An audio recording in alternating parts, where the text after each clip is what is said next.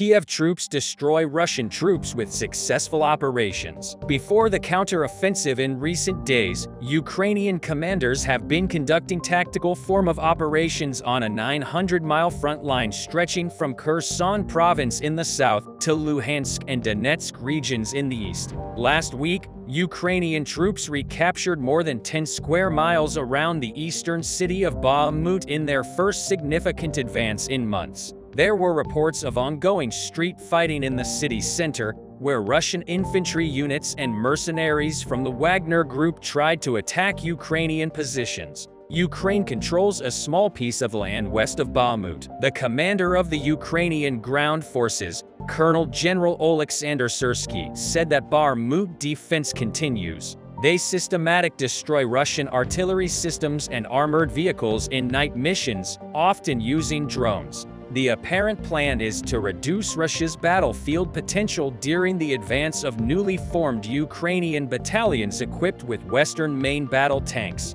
While the eastern front line is held by the fortress city of Bakhmut, the Ukrainian forces are taking critical steps in Luhansk. The latest attacks on Luhansk show that Kiev is simultaneously targeting Russian command and control centers before a general counterattack expected this summer. Ukrainian forces launched new attacks against Russian forces in Luhansk yesterday and apparently targeted Russian command and control centers deep within enemy lines before its long-awaited counterattack. Explosions were reported in the occupied city of Luhansk. Smoke was seen rising above an old aviation school used by the Russian army in the east. The destruction of the Russian rear-front command centers from a distance of 250 kilometers by the Ukrainian forces put Moscow on the alert. Moscow-based local officials said Kiev carried out the attack with 2 Storm Shadow long-range missiles supplied by the British. They said an administrative building was damaged. The strike came after a similar attack last Saturday in Luhansk, which destroyed a high-rise building and slightly injured a Russian lawmaker. Russian state media cited parts it said came from Storm Shadow rockets. Another explosion occurred in the city center on Monday. The explosion occurred in a crowded barbershop. Major General Igor Kornet, the interior minister of the Luhansk People's Republic, was apparently seriously injured while getting a haircut. 1 person was killed and 5 were injured. Luhansk, which has been effectively controlled by Russia since 2014, has been in a relatively peaceful state since President Vladimir Putin's large-scale invasion last year. The provision of Storm Shadow missiles, whose range exceeds 250 kilometers, means that it suddenly becomes vulnerable. With Russian bases and weapons depots located quite far from the conflict, Ukraine's long-range offensive capability is a growing problem for Moscow's military command. Vladimir Putin's spokesman, Dmitry Peskov, said Russia viewed very negatively the United Kingdom's decision to provide more military equipment to Kiev, including long-range attack aircraft. Igor Girkin, a former Russian intelligence colonel, said that the recently delivered Storm Shadows could seriously affect the situation on the front, emphasizing that electronic warfare did not work against them. Girkin noted that they were able to effectively hit outposts, ammo depots, and personal quarters behind us. The first attacks on Luhansk started 10 days ago. Numerous explosions occurred in the city. Eyewitnesses claimed that before the explosions, characteristic sounds similar to those of cruise missiles in flight were heard overhead. Russian authorities in Luhansk said the explosions damaged administrative buildings at a packaging factory and a factory producing cleaning supplies. Authorities claimed in a post on Telegram that 2 Ukrainian-made Grom tactical missiles caused the attacks.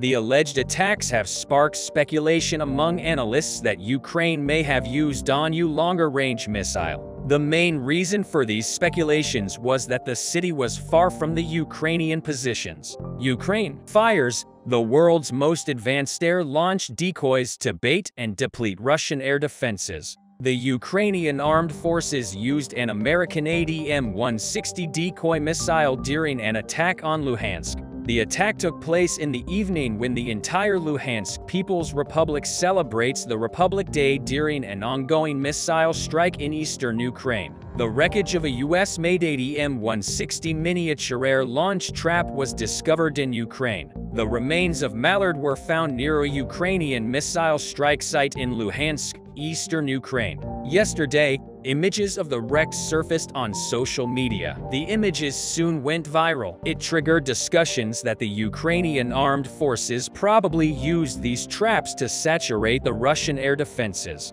According to a US official, this attack coincides with the beginning of Phase 1 of the Ukrainian counteroffensive. On the other hand, it seems that the key to success in Luhansk is the British Storm Shadow, short-range ballistic tactical missiles. Storm Shadow is the longest-range system delivered to Ukraine since the war began on February 24, 2022. In his speech in the United Kingdom Parliament, Defense Minister Ben Wallace stated that Ukraine has been interested in acquiring long-range missiles for some time. Minister Wallace said, "We will not stand by while Russia kills civilians. Russia must accept that only its own actions have led to the provision of such systems to Ukraine." Minister Wallace also stressed that the Storm Shadows are being handed over to Ukrainian forces. The Minister of Defense noted that some of the missiles could be used during the offensive, which will begin very soon. The Anglo-French-made cruise missile delivers high levels of destruction at a range of 300 kilometers.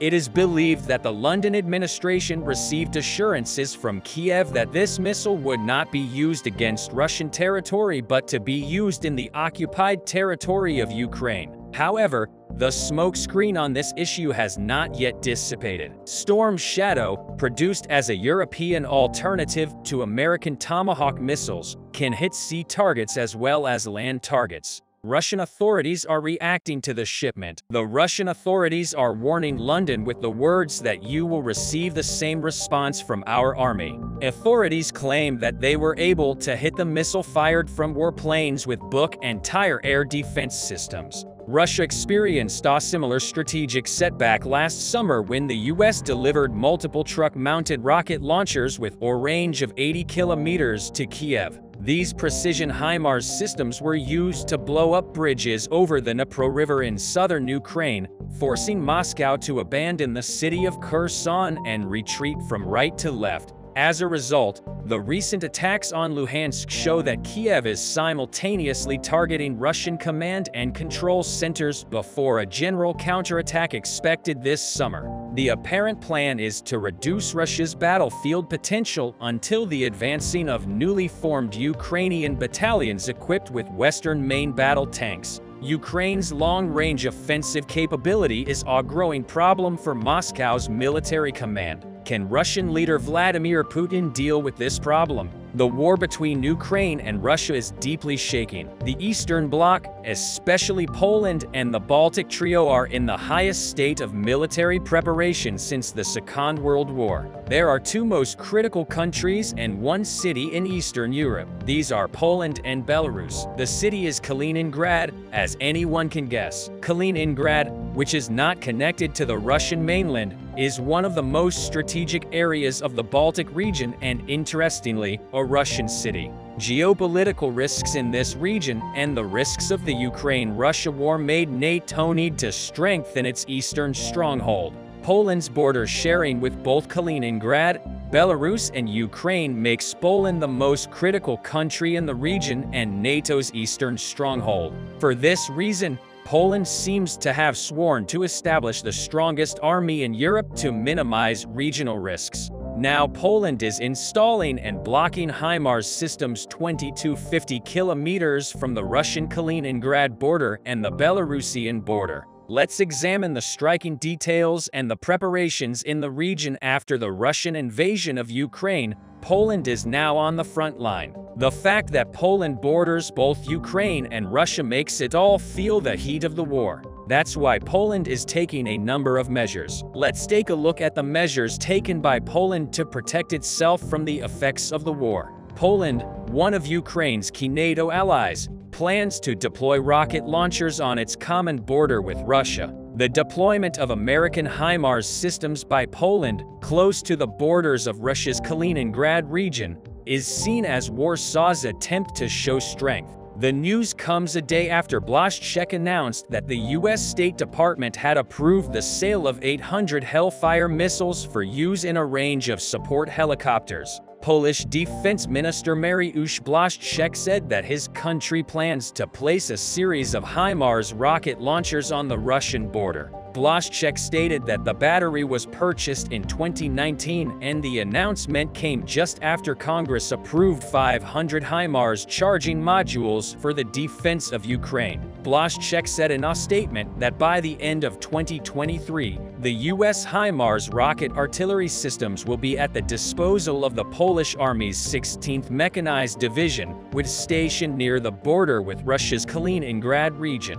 Currently, Poland is known to have expressed a desire to deploy such systems near Russia's borders, and the 4 batteries are even capable of hitting M30 and M31 missiles at any point, although the exact number of deployed weapons has not been disclosed. Considering that the nominal HIMARS MLRS battery consists of 4 launchers, only 16 launchers will be enough to pose a real threat to the Kaliningrad region of Warsaw. It is likely that Russia will deploy additional air defense systems in response to such actions and deploy the Iskander-OTC on the territory of the Kaliningrad region. As it is known, Poland is the first NATO member state to provide tanks, unmanned aerial vehicles and ammunition to Ukraine, as well as attack-capable warplanes to counterbalance air attacks. This raises concerns that Russia may escalate violence on NATO territory such as Poland. Meanwhile, Russia began to increase its influence in Poland with the intention of disrupting Polish aid to Ukraine. Polish Interior Minister Mariusz Kamiński said in a statement that Poland accused 6 foreigners from the eastern border for allegedly disrupting the military and aid supplies to Ukraine on behalf of Russia. Last year,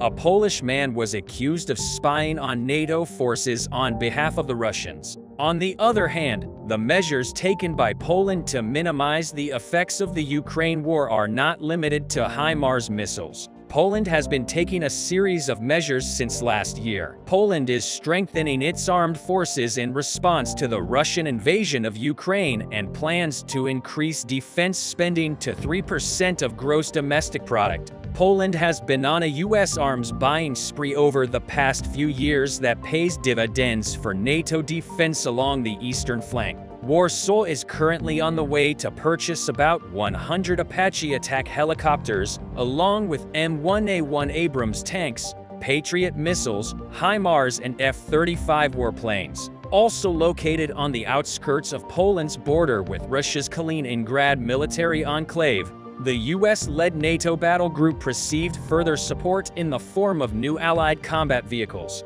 The Badger is the latest in a series of military upgrades that have been made by the Polish Army, one of the toughest ground forces in Europe. Us soldiers replace an old Soviet-era model with the vehicle that was unveiled last week, bringing it with a modernized armor and weapons to support patrolling troops in Bymowupisky, Poland. About 1,000 U.S. infantry and other allied troops lead NATO's multinational group responsible for defense against a potential attack from Russia. American troops cycle around Bymowupisky in a 6-month rotation, living in barracks near a nearly 42,000-acre training area where they regularly participate in exercises with forces from other NATO member states. Strategic but isolated due to its proximity to Kaliningrad, the town serves as a launching pad for allies when they need to quickly defend vulnerable parts of Allied territory, such as the Suwałki Gap, a stretch of Polish territory stretching between them. The Suwałki Gap, a sparsely populated area of Polish territory lying between Belarus and Russia's Kaliningrad enclave, is strategically important because Russia's takeover would isolate the Baltic states from the rest of NATO. As we all know, Kaliningrad is the part that establishes the link between Russia and Poland. Now let's examine the effects of Kaliningrad on NATO in more detail. Russia's settlement in Kaliningrad has long been a nightmare for NATO's defense planners. The outcome of the Ukrainian war will greatly affect this future. NATO military planners have long worried about Russia's strategic Kaliningrad enclave stranded between Poland and Lithuania. Russian territory with less than 500,000 inhabitants has become a fixture in the security architecture of the Baltic Sea region. In the years leading up to the 2022 war in Ukraine, Russia's major moves to increase its military presence there have triggered concerns. The scenarios depend on how this war will end and whether the regime in Belarus will survive. As Russia's invasion of Ukraine continues to reveal catastrophic shortcomings, it becomes questionable how much of it still matters and whether Kaliningrad will play an important role in the future. However, from the distant horizon of the Kremlin, Kaliningrad can be converted from an asset to a liability. The outlook contains very different scenarios where the critical feature is about what will happen in Belarus. The first scenario occurs when Russia's definitive defeat in Ukraine leads to the collapse of the regime of dictator Alexander Lukashenko. The cessation of economic support from Russia to Belarus could lead to a cascade of crisis strikes and civil unrest, with parts of the armed forces eventually changing their allegiance. The battle-hardened Belarusian volunteer forces fighting against the Russians in Ukraine could be decisive here, returning home to help drive all remaining Russian troops from Belarus. If Belarus changes sides, the consequences for the Russian garrison in Kaliningrad will be enormous. Already exhausted from supplying troops to the war in Ukraine, the military post would find itself surrounded by hostile forces. The Suwalki Pass will lose its importance as Russia's borders in the west would recede roughly to their position at the end of the 16th century. Communication channels between Poland and Lithuania will be wide open. As a result, a middle ground is possible where Russia suffers a decisive loss in Ukraine, but Belarus still messes things up. Under this scenario, the country offers a perspective for the Kremlin to expand its future influence towards Kaliningrad in the EU, but it would be a weak link in constant danger of breaking. The obvious alternative to a clear Russian defeat is a dubious deal. Western stability may dissipate over time. The leading European powers might succeed in mediating a peace plan that would allow Russia to retain control over Ukraine and keep Belarus in the Russian camp. This scenario gives vengeful Russian leaders access to resources. What would be the effects of a development in the Ukraine war on NATO allies? There are a lot of interesting developments after the Ukrainians pulled back to the railway embankment and assumed their new defensive positions that are detached from the city. The Russians could no longer maintain the same level of intensity of their attacks. Today, the Russians launched a series of assaults in the direction of salt mines and Zil station, but they got caught in the crossfire from multiple Ukrainian positions and eventually were destroyed. There are a lot of problems associated with storming these fortifications, and here is why. Last time I told you that the Ukrainians assumed their positions in the western part of Sudan, in particular in the salt mines and Sili station. This way they evened out the front line and established their defense on the same line with their other positions. And when it comes to the defensive positions in the Solder area,